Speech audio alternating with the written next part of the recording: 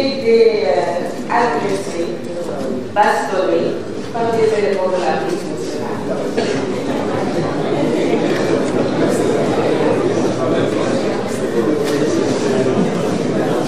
Oui.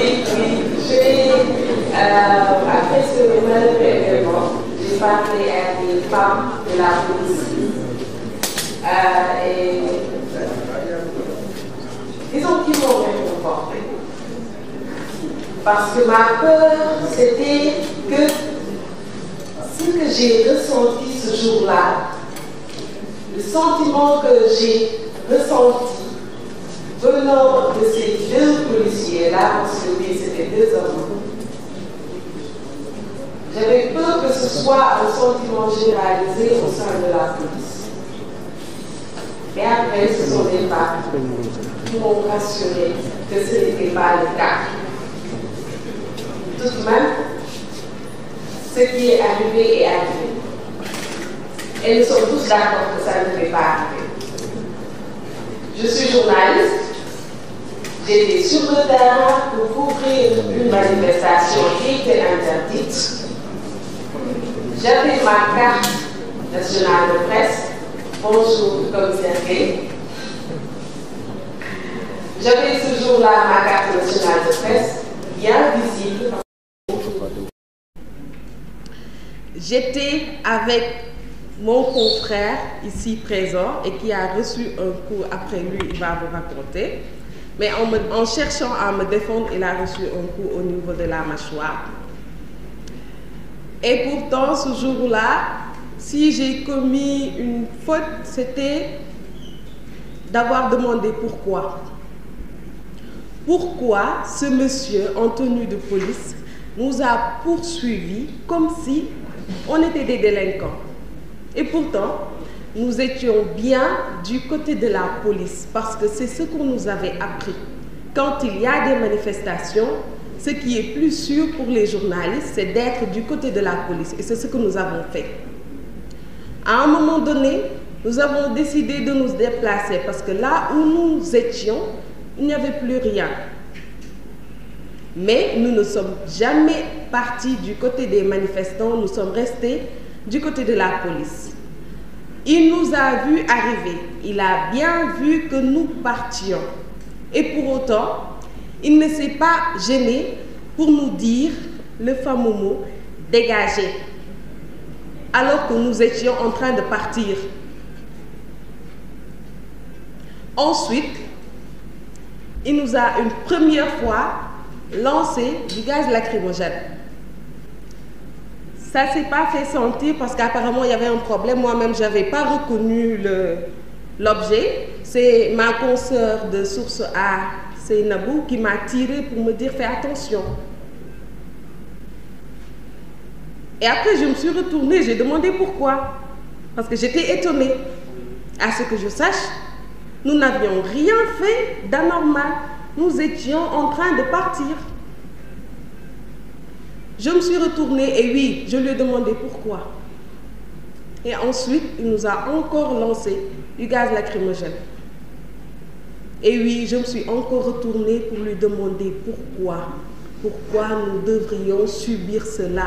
On avait l'impression qu'on était en train de subir une colère. Pourquoi? Et c'est là qu'il m'a arrêtée, mais de manière très sauvage.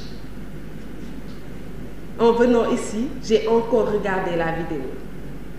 Et oui, je suis encore choquée par cette brutalité de la part d'une personne censée me protéger en tant que citoyenne sénégalaise, en tant que journaliste étant sur le terrain.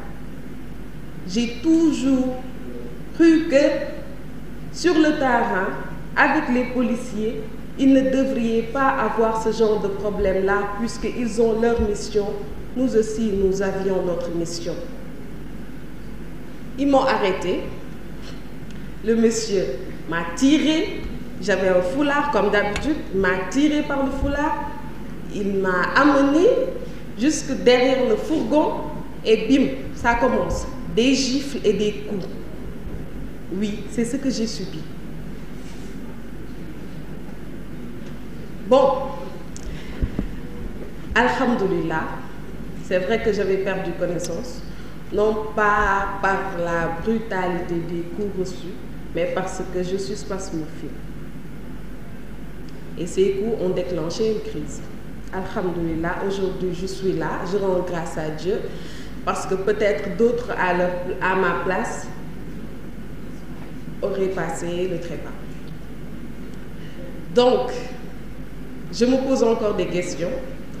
J'aimerais bien le rencontrer.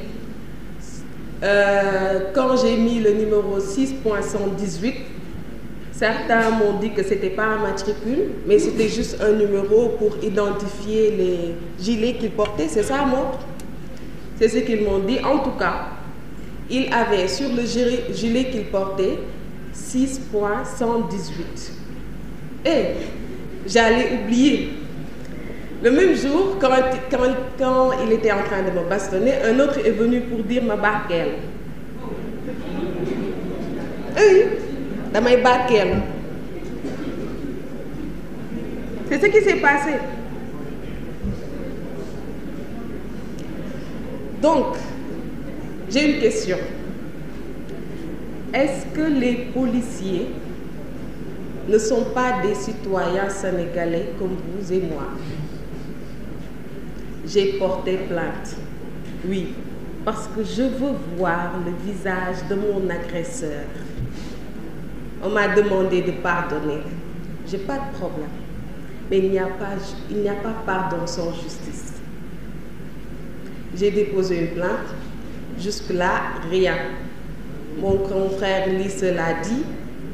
Il s'est rappelé qu'il n'y a qu'une seule fois qu'une plainte de journaliste contre un policier a eu une suite. Sinon, pour les autres, c'est rien. On espère pacifier les rapports entre les journalistes et les forces de l'ordre. Mais on ne peut pas le faire comme ça, je suis désolée. Parce qu'il y aura toujours ces images qui vont rester. Et à chaque fois qu'il y aura manifestation, je ne le souhaite pas. Mais les journalistes pourront se dire, attention, à tout moment, on pourrait subir ce que Absa Anne a subi. Donc oui, monsieur le directeur de la police, veillez à ce qu'il y ait justice quand il le faut. Je vais m'en arrêter là.